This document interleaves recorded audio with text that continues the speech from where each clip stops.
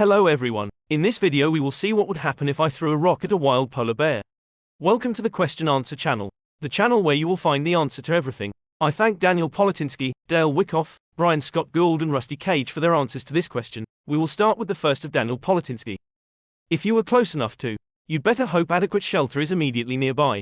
Here's the thing about the Arctic, food is incredibly hard to come by. Especially for a 1,000 pounds bear. Polar bears are regarded as hyper-carnivorous, meaning they'll eat almost any animal they can catch. You are not off the menu. There is no scaring it off. Making yourself look bigger will accomplish nothing. Running won't do you any good for long. You can't outswim it.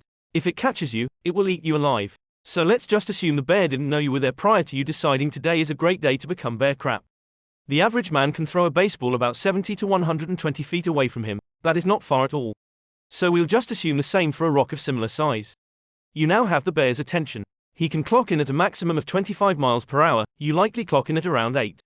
Assuming you threw the rock from 120 feet away, this thing can close the distance between you and it in about 3 seconds. So, unless you were right next to a car, you best start praying to whatever deities you believe in. The following answer is from Dale Wyckoff. All polar bears are wild. They have not been conditioned enough to become domesticated. If the rock was large enough and thrown with enough force for the polar bear to notice, the polar bear would look at you trying to decide if you would be a good meal. If the rock hurt the polar bear and the polar bear was female. The next answer is from Brian Scott Gould. It would eat you within seconds. Not only are they fast, polar bears are fearless. A chunk of rock or ice would not impress them in the slightest. My bill was doing archaeological research in Spitsbergen, Svalbard, and they needed to stay in a tent. They surrounded the tent with several military tripwires. When triggered they explode and launch a flare. The bears will ignore the noise as they are used to the booming of calving glaciers. The flare, who cares, I'm hungry. The reason for the tripwires was to warn the tent occupants so they could shoot through the tent with their .357 Magnum and slug-loaded 12-gauge. They agreed that should the flare go off, shoot first and ask questions later. So Bill goes outside to brush his teeth. Remember the tripwire, remember the tripwire. He steps over the wire and suddenly remembers, crap, I forgot my toothpaste.